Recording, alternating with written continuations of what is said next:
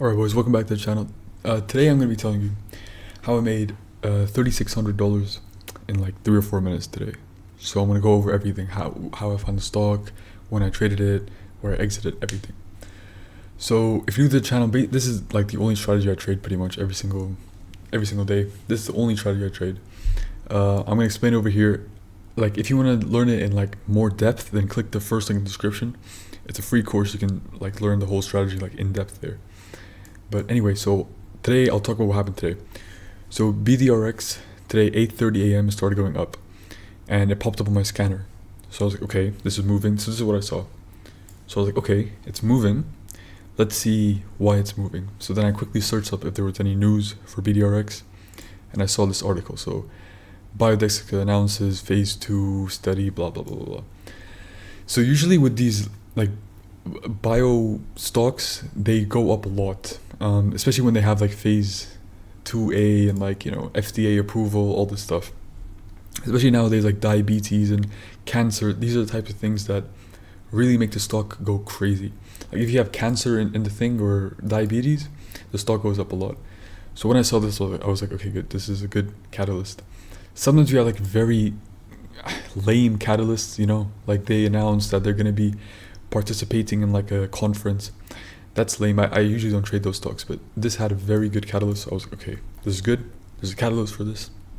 We go from there. Some people email me and they ask me like, is it worth reading like the whole article? And I always tell them no, it's not worth it, because look how long this article is, right? Like if I was to read all of this, right, and actually like understand everything and what MTX1, I don't know what that is. But if I was to read everything, it would take me like 5 minutes and another 2 minutes to kind of like understand what was going on. And in the time it would take me to understand, the stock already would have gone up. So this is why I do not bother reading all of these things, because again, I don't understand half the stuff anyway. And even if I did, by the time I finish reading it, the stock's already made the move. So I just see that, okay, good, there is a catalyst, there is news, 8:30 a.m. there is news, that's good. Right, so that's like the only thing I do with the news. That's the only reason I check the news. So I was like, okay, good, there is news. Let's go back to the charts. So as usual, I have like literally just 2 or 3 indicators. I don't use any of these crazy indicators that these people claim to use. It's just basic stuff. A 9 EMA and VWAP. So I saw this candle go up. This is a very bullish candle, as you can see. Like not a lot of top left on this, and it closed near the top. So I was like, this is very good. So as usual, we wait for the next candle to break the previous candle's high, which in this case was 115. So I set an order for 125, so $1.25. And so I put like, I think 30K. So 125, I got filled like at 119. This is the reason why I always put my like orders a bit higher. Like I got a comment the other day and the guy was asking me, why do you put your limit orders like higher, like 125, 130? Like what if you get filled at that thing? Shouldn't you be placing your orders at like 115, 116? I used to, but the issue is, as soon as the stock like breaks the previous candle's high, it had so much momentum that it just immediately goes up, right? And when it immediately goes up over here, you're not gonna get filled at 116, 117. There's no way, right?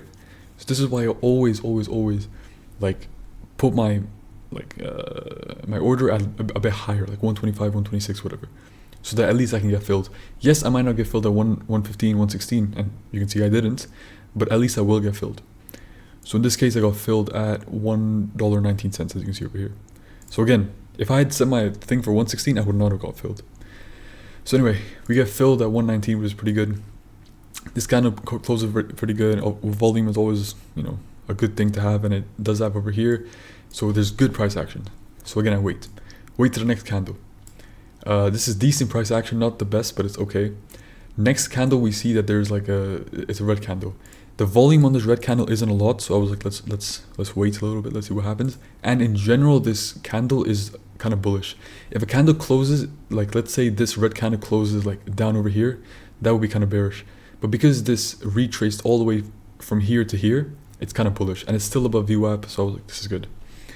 And this also sets up for a potential bull flag, you know? So you can see how I'm like doing like multi-layer analysis. I'm not just looking at one thing and saying that yeah, this is the only reason. So I was like, okay, let's see what happens.